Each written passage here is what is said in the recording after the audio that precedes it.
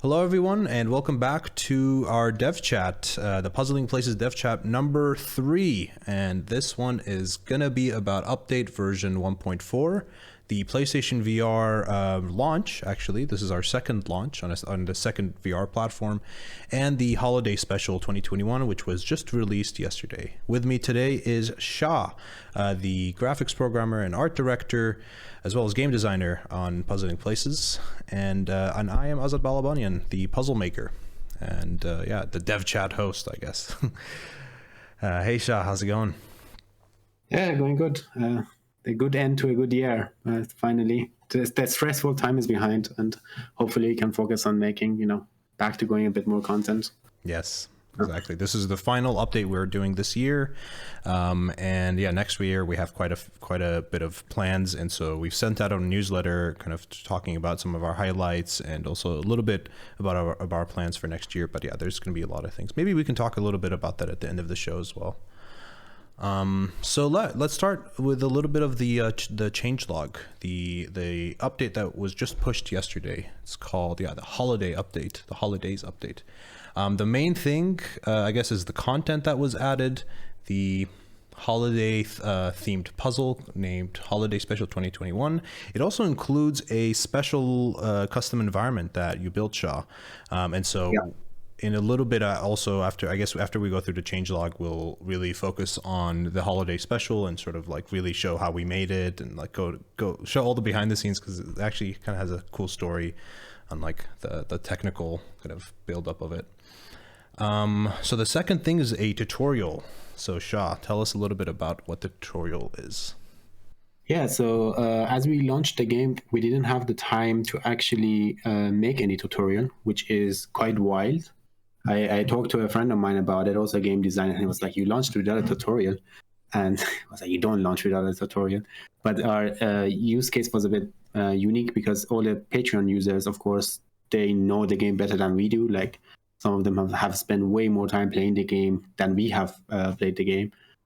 So we are always like hand tailoring our content towards an audience that was with us from the beginning, which meant that they already knew all the the unique tricks of the application, of how to use it well. And that also helped us a lot, because they would answer questions if someone was like struggling with these things. But at the same time, especially going to PlayStation, was really important to have an actual tutorial, because it's completely different, publicum and audience, and they wouldn't have then the same access that the Quest community had to the prototype. So that was kind of like the beginning, and we started making the tutorial. At the beginning, it was way, let's say, overscoped. It was supposed to be interactive, and I wrote this storyboard. Actually, in the last dev chat, I kind of like teased a bit in the storyboards were in the background, preparing the tutorial storyboards, and they were like much larger, but it became pretty quickly obvious that we might not need that, because the game is intuitive enough that people will get it. It's just about having something there in case someone doesn't get something, which would be like 10-15% of the users maybe. They can just look at any of the given core features and know how to use it. So should I stream? Yeah, or do you want to? Let's do it. Then I'm gonna stream my PC, the Unreal Engine. This is an experimental branch. I hope I haven't screwed anything up for controllers. I was playing around with the hand tracking API. Let's see if the controllers are all working fine. And Grumpy will add your questions in the chat, and we'll come back to it after we've gone through the changelog. Yeah, so here's a very simple tutorial viewer, and you can just select any of the core stuff. So kind of like what we wanted to include in the tutorial wasn't really as straightforward, because we also had like the repacker, which kind of like cleans up the shelf. Stream. There we go. Yeah. Good. Yeah. So we also had the repacker, and for example, we didn't include the repacker because like these are like also the locomotion stuff are not here. This is just like what you need in order to be able to finish the Puzzling Places game without any of the expert stuff. yeah, so the reason why we decided to go 2D instead of 3D was because it's like simpler to produce. That was one of the main reasons.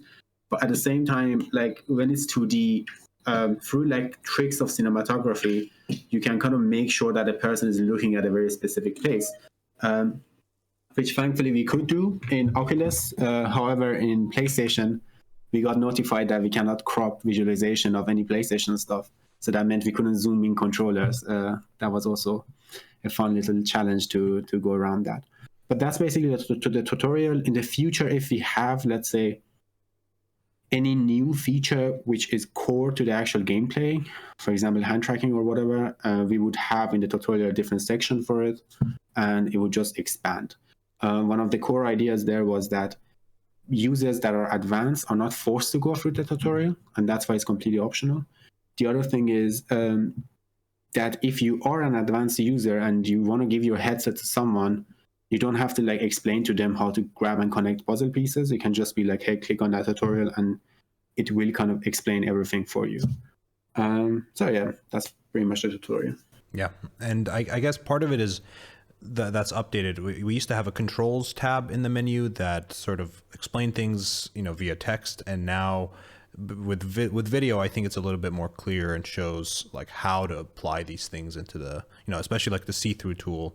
You know, that's a little bit hard to explain as text, and in a video, it's a little bit easier.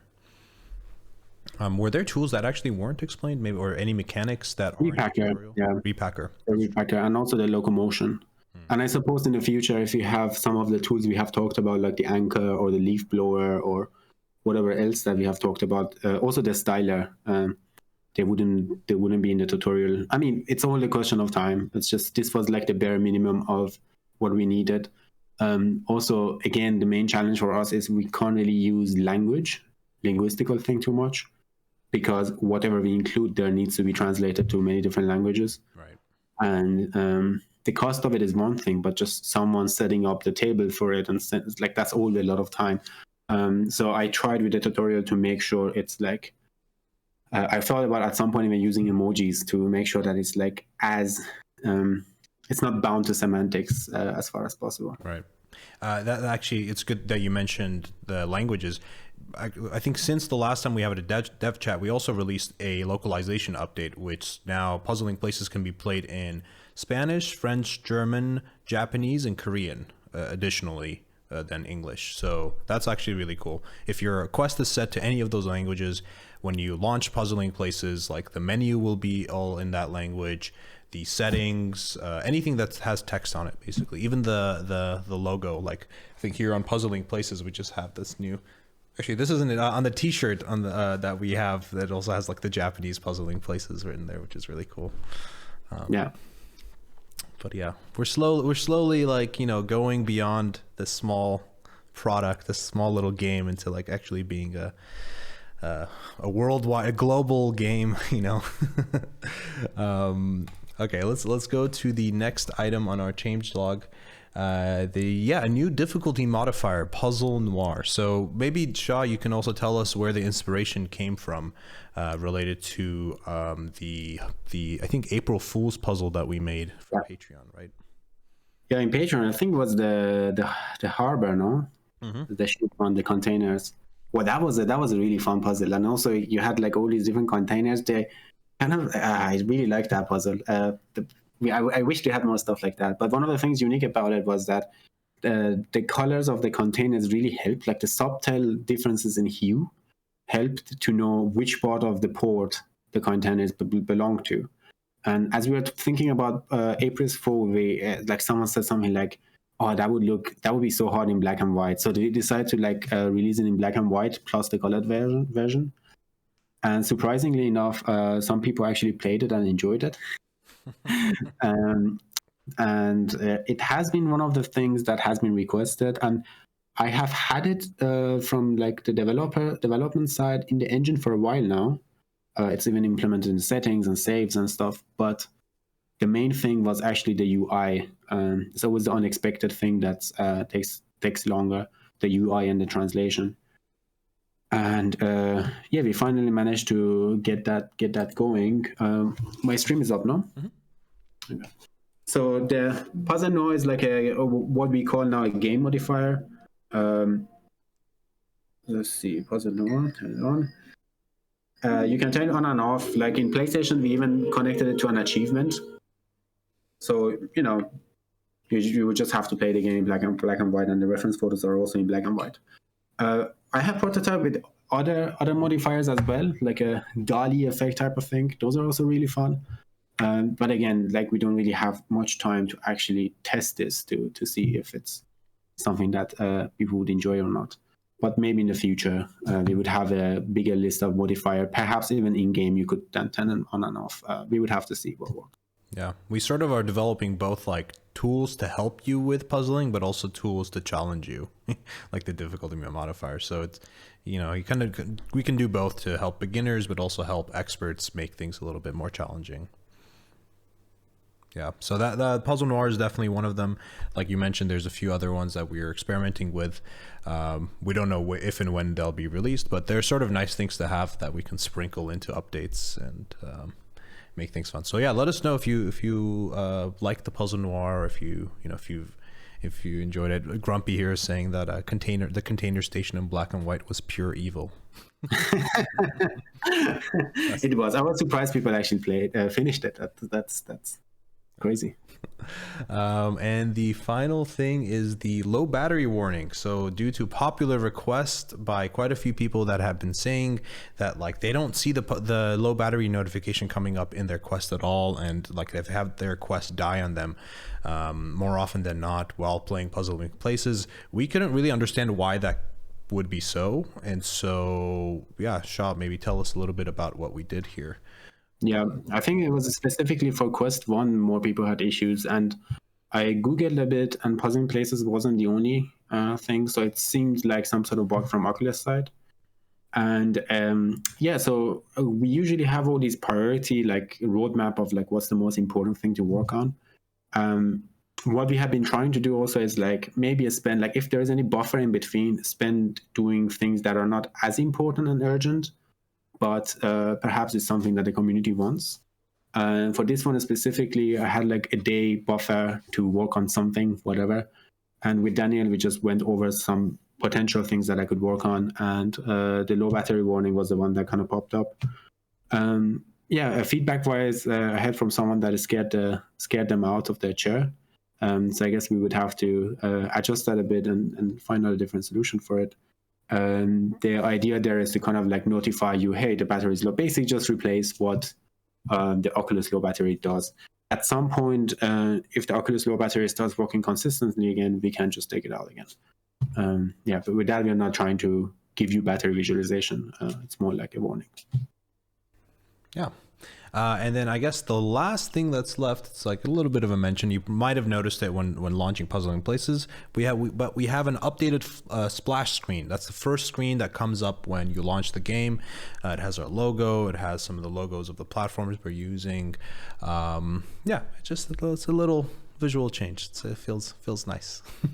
I don't think there's much to say there, but yeah. So I guess we can. The other two things are the PlayStation VR update, which unfortunately we had a colleague, Daniel Sproul, who wanted to be here to talk about that. Unfortunately, he couldn't make it to today's dev chat. I think we will do a separate dev chat about PlayStation, because that certainly was quite a bit of an effort to like figure out how to work with PlayStation's. Well, the VR headset is quite different, and the controller is quite different, so we had to really figure out things there that I'm sure he would really like to talk about.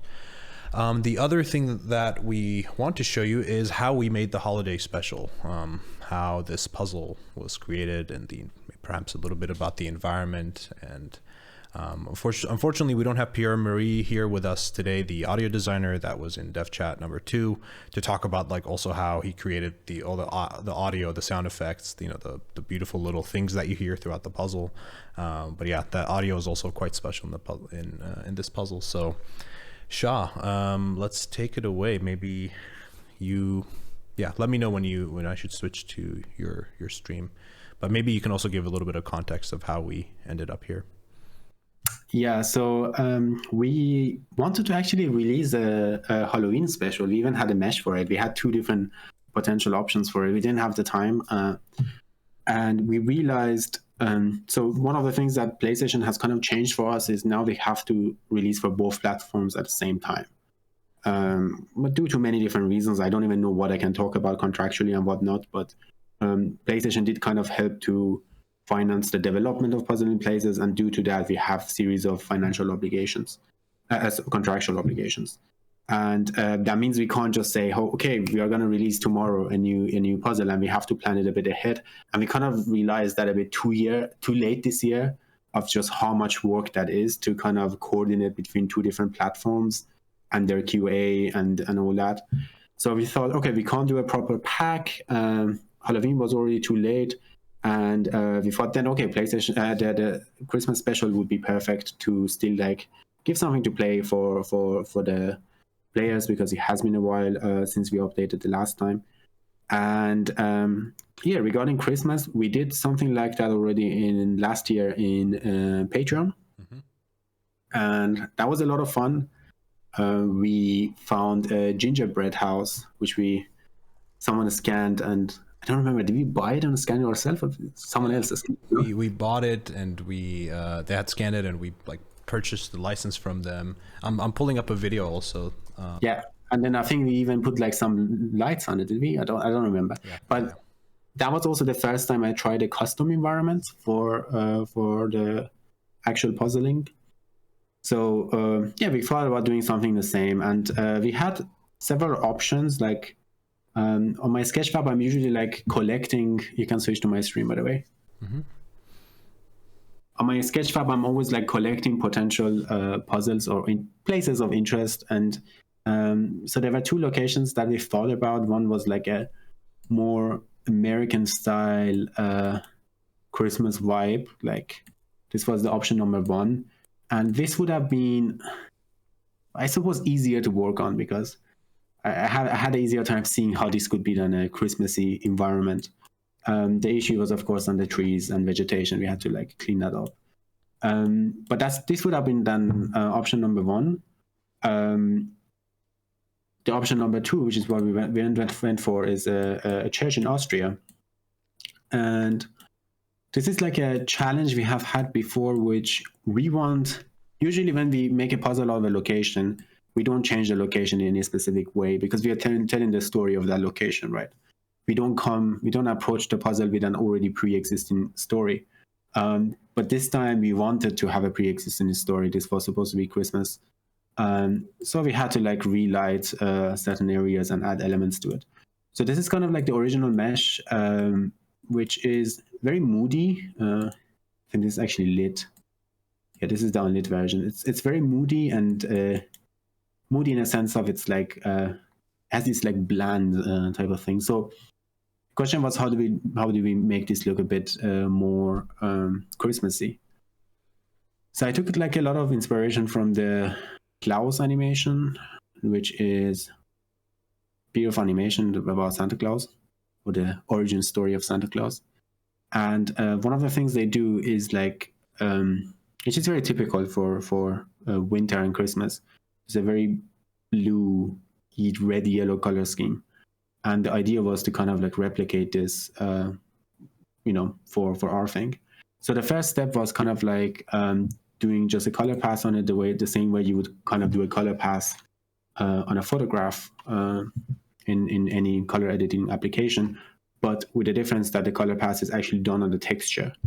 So that was kind of like the first pass. And the second pass was to go in and paint in the windows as if they were lit from inside, to kind of give, again, that magical Christmas thing. Due to the architecture we went for this also mainly because the mesh is so clean and doesn't need much fixing. I think the only thing I had to actually fix is this thing here. And that was the only thing that was broken. Everything else was just perfect. And so because of the architecture we chose, we decided to go for more like a European style, like a Holy Roman Empire style Christmas, which is quite different to American style Christmas. It's much more, I wouldn't say sad, but oppressive. Moody, It's maybe. moody, yeah. No, it just really presses. Like, I don't know, like go somewhere like in Bohemia, Austria, or South Germany, listen to some Bach. Christmas is like, it's very moody. Yeah, it's very Makes you heavy. think about yourself, the life, and the world maybe a little bit more than like promoting Yeah, yeah, consumerism. Yeah. yeah. It does. It does. I kind of like imagine someone is singing some requiem, and outside there's like 30 years of war going on or something like that. It's very heavy. Nice. So yeah, that was kind of like the mood we went to, and Pierre Marie like also replicated that. Like, it is very moody. I really enjoyed like being in this environment. Yeah. So I kind of tried to like do that here. My favorite thing in this entire thing is, of course, the motorbike. I love this motorbike because the motorbike, of course, wasn't on in the original scan. This is like lit in that way specifically, so that's on. So yeah, once the relighting was done, it was still kind of like, it was getting Christmassy from the look, but it was kind of missing that extra Christmassy. So we decided to add a tree. This is completely modeled and added later. And also this is like the first time we actually trying this in Puzzle in Places, which is doing CG modeling and combining that into photogrammetry. Which I really enjoyed the effect, because photogrammetry, the way it's created is like you try to create, like, guess how a volume looks like, and if a surface is too thin, it gets holes under it. So in photogrammetry, you would never be able to get something like this out of a scale like that. It's just not doable. Perhaps in like 100 years when computers are extremely strong, but the effect that this had in the actual puzzling was you would see these tiny details, and that was another level that I haven't seen before in puzzling, and that was nice. I really personally enjoyed it. So yeah, so we had like some sort of environment going on. We had the star, me, the Iranian, of course, accidentally modeled the David's star first, and then had to fix that later, pull it back up a bit to get it to a more like the Christmas tree star. But yeah, and then that was pretty much it. And then we did the sound pass on it, and the environment for it was also another fun challenge, because the level of detail, of course, we have in the mesh, we cannot have in the environment, simply because there's not enough resources for it performance-wise. So I opted in for more like tiny Christmas trees, which have more like a stylized look to them. And that was also a lot of fun to make, because I did try like a lot of different things, and some of them looked really ugly. So the question was, okay, how is this going to look like at the end? But yeah, and that's pretty much it, our Christmas special. So it was the first of its kind, experiment-wise. I would love to know if people enjoyed it, if people liked it. We were thinking about even releasing the original one as like a bonus Discord content. We didn't have the time, but we might do in the future. I don't know. We have to see. So yeah, if stuff like that kind of works out, we can maybe do even more stuff like that if people really enjoy it or like it, or it's nice. This one, for example, I didn't have the time. I set myself only a week and a half for the entire thing, including the video production and the marketing and everything else. So there wasn't much time. But the thing I really wanted to do was to kind of have a rope connecting to Santa Claus with his reindeers, everything, and then you just puzzle your way up. And but unfortunately, again, didn't have the time for that. So yeah, that's pretty much it. Yeah, we want to do special puzzles for special events. You know, I think if we have the time and resources, we'd like to do it for every event or something thematic that we can find. Yeah, we had something for Halloween. I mean, PlayStation really took up most of our resources around that time, and so we couldn't commit to releasing something there. Perhaps for next year, but yeah, anytime we can do a special puzzle, like, we'd love to do it. And also, it's these are sort of puzzles that we don't mind giving out for free. We've even sort of considered doing like really timed specials where, you know, you can only play this holiday special within the 2 weeks in December or something, you know, like you have to download it, and then when you download it, you keep it, and then you can't get it otherwise. I mean, that's not what we did here. We didn't like I think that would take some time to implement from our end. So this is just a free update for everyone. But yeah, we want to keep things interesting. We want to keep the game, fresh with new content, and it's also fun for us to make a little bit more experimental things. But yeah, as you mentioned, this is not a normal puzzle that we take 3D scans typically as they are. I mean, besides the little bit of fixing that we showed last week in the previous dev chat, we really keep the lighting and the mood and overall things the way they are in real life.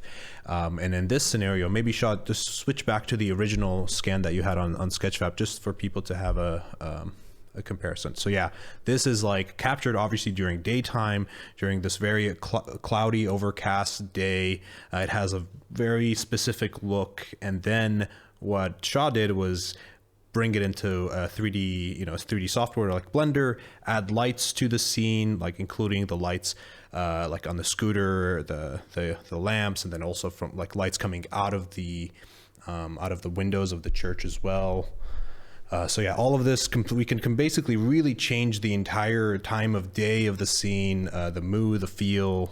I mean, yeah, we reworked basically everything that could be about the mood of the scene, and it turned into this like very whimsical, I mean, a little bit moody, but still whimsical holiday, Christmas sort of special feeling.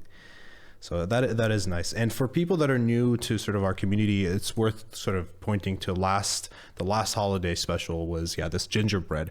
And the gingerbread was also very like evenly, like kind of boring sort of look. It just looks like someone took a picture of it in their kitchen. And then we added these also CG lights and turned it into like this, looks like it looks like a decoration you would have outside of your house or something. And there's also this special custom environment around the puzzling play space. There's like a tree on the side with lights going around it. And so, yeah, this is us sort of experimenting with like going a little bit beyond puzzling just real places, like puzzling fantastical places, seasonal thematic places. Fantastic puzzles and where to find them. Yeah. Suit. Yeah. I guess we can do a little bit of Q&A, unless I'm forgetting something. Oh yeah, we said we could talk a little bit about future plans. Let's do some Q&A. There aren't too many questions to go through, and then we can maybe talk about next year. I mean, I don't think we have much to announce, but we can just we can reiterate some of the things that we've said. Grumpy is saying, I noticed in a PlayStation stream, do you have the same tabs and 360 options as on the Quest? Do you know? The tab options is, as far as I know, the main thing that is different there is the animation is taken out. The main thing there was that, surprisingly enough, the Quest has a stronger hardware than PlayStation 4, the base. I don't know about the Pro. But PlayStation 4 base is also very old hardware. Like, people don't realize just how old that thing is. And graphic card wise, it's all right, but it has some very strong limitations. So we actually couldn't do a lot of things we can easily do on the Quest. The main one was actually just writing to memory whenever we wanted to, because the Quest is not writing to hard drive. SSDs or solid states are much faster. So that was one of the things we had to rewrite. And the other thing was, like, we couldn't do, like, CPU wise, the PlayStation wasn't all that much. It was really struggling with certain things. So we had to like change some settings there. The animation is the main thing. Also, the other thing is that just per default, PlayStation is 180 only, right? Like, 360 doesn't make much sense, because although we have snap turn, we never got to have the PlayStation tracking work really well. I have seen that it works really well with people on the stream, so there are a lot of tricks that we don't know, but that's why we just try to make sure that it kind of remains within that view frustum of the sensors, and like incentivizing people to kind of look around on a 360, that's kind of like not would have been the problem. So I would say those are the main differences as far as I know. PlayStation VR tracking works with a camera that's by the TV basically. So if you turn all the way around, your controllers can't be tracked. And I don't even know if, I think maybe the headset has some tracking lights behind, but the controllers just will, you'd lose your hands. So yeah, it is very much designed to be played both seated, facing towards your television, but also standing. So yeah, it's quite limited, but I think hopefully in the future, things like that can certainly change. But it is funny that the Quest 1 is a little bit more powerful than the PlayStation 4. Yeah. I mean, Quest 1 and 2 still don't have the latest Snapdragon chipsets, well, for whatever reason, probably like in the software wise they need to catch up. But it's surprising, but the old PlayStations are really old, and the rate at which technology is improving is mind-blowing the past 10 years. So when you say something is 5 years old, that's not that far off from the age of like Blackberries and when you used to type on it. So that was a completely different world. Like no, really. Let's see, Grumpy's also asking, so if it's a mix of photogrammetry and CGI, does that mean you could eventually do a full CGI model like sci-fi stuff and things like that? Yeah, for sure. Like I never show that, but I do love like making CGI scenes, like dioramas. And one of the ones I made, like the Persian garden, is one of the things I would love to have in puzzling places, just to puzzle myself. The main challenge with CG models, I mean, there are several things. One is textures. The way textures are made in CG, usually they are not handcrafted for every single area, right? They're usually either procedurally made. That means you have some information about the surface and then you make some guesses. Like if it's an edge, chances are it's going to be hit more as people are walking by. That means the paint is going to come off. And then you kind of make like these procedural textures. Or some artist sits there and thinks about all these things and then creates them. Either way, it's very expensive. And that's why most CG models are just tile-level textures. That means that the same texture is just repeating itself. That's not an issue if you have like a first-person shooter or whatever, but if your game is to look at texture and try to figure out where that fits, that becomes kind of hard. So it's not that we can't use CG models. We can only use CG models that are handcrafted and really well made. And CG models that are well made takes weeks to make, right? Like I can go out right now and scan a place and process it. And if it's like an overcasted day and my subject matter is simple, like a European church, I would pretty much come back with a perfect scan done.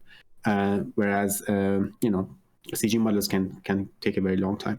The other thing is our pipeline is still not mature enough to deal with the type of topology that CG models make, because we made the pipeline to deal with like the most messed up topologies you can think of, right? Because photogrammetry like gives you these like really weird surfaces where they go in each other and connect in several ways and whatnot.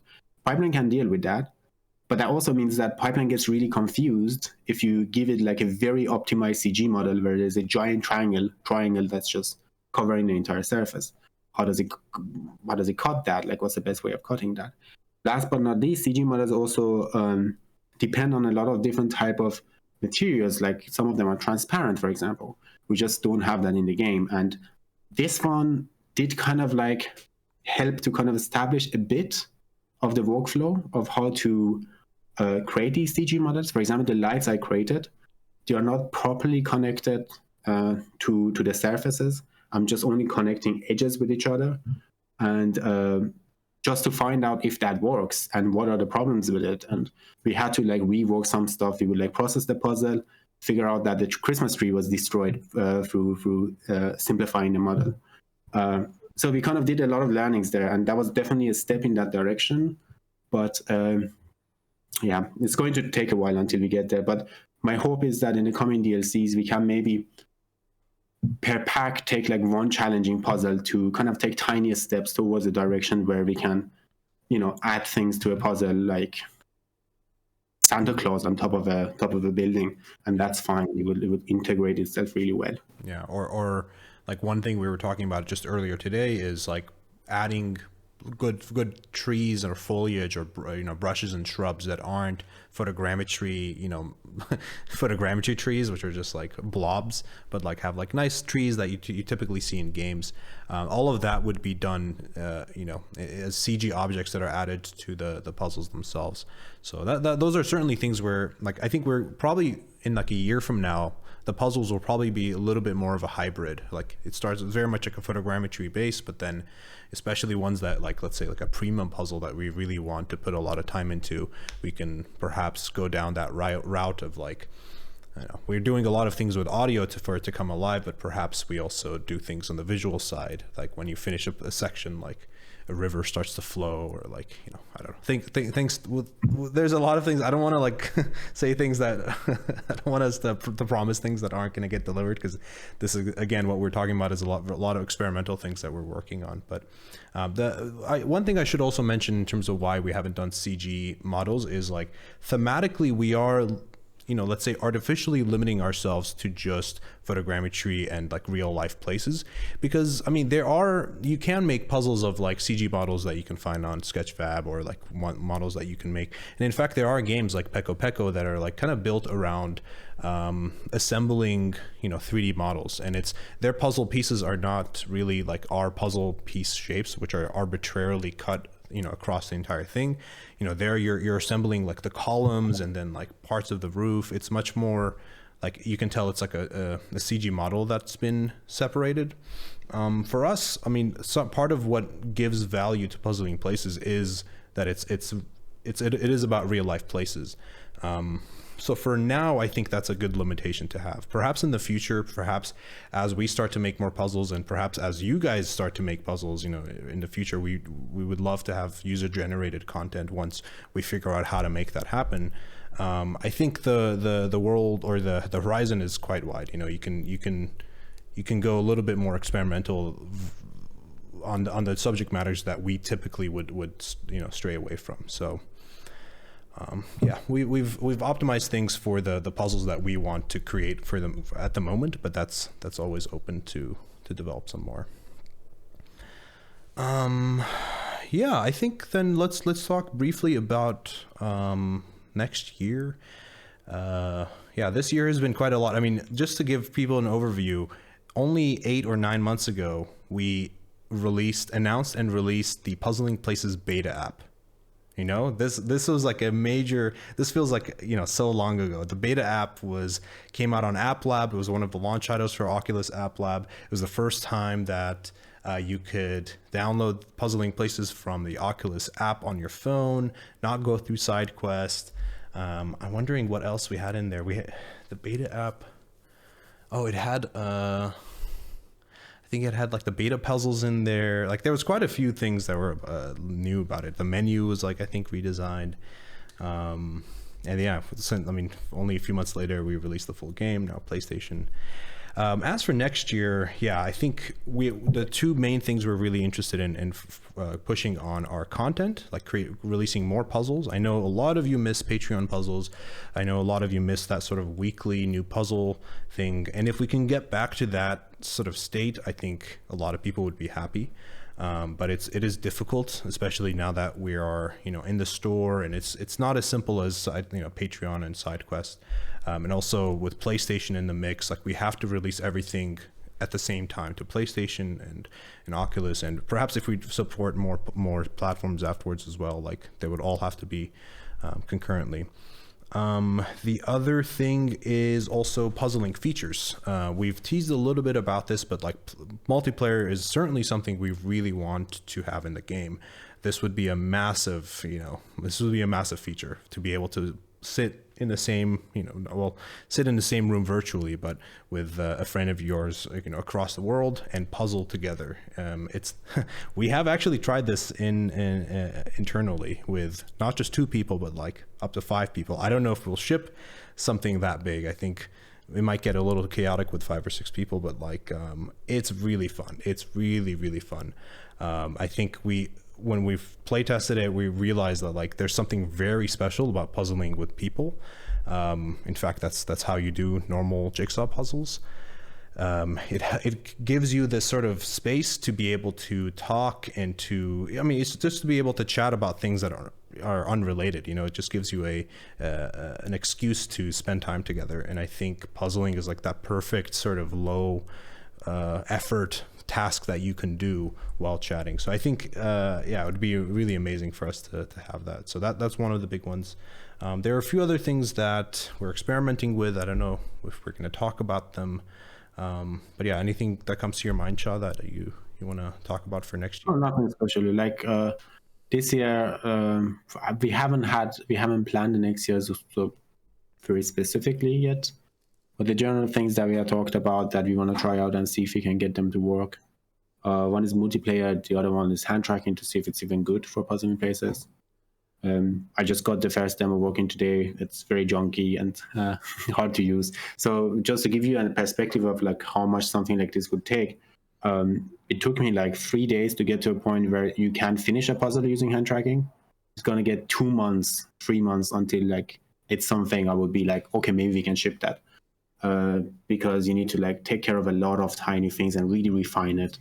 Multiplayer is way bigger than that, but interesting enough, some of the challenges that technical challenges we faced for multiplayer, we already have to address for hand tracking, interaction with the Oculus API and avatars and a lot of different things. So that's probably going to be like talking about what's worth it or not next year and try to figure out where we should focus on. And as I said before, we are also going to try to spend like 10-20% of our effort not working always on the most urgent thing, but on things that the community kind of wants that are small enough that we can implement, like things that are, if I can do it in 2 weeks and I'm between big tasks, I can then work on that for 2 weeks. So we have kind of like something to push for people to try out. But that's pretty much it. Yeah, so it's going to be a big year for us, and I think for it's going to be a big year for you all as well. So we ask for you to have some patience, stick with us.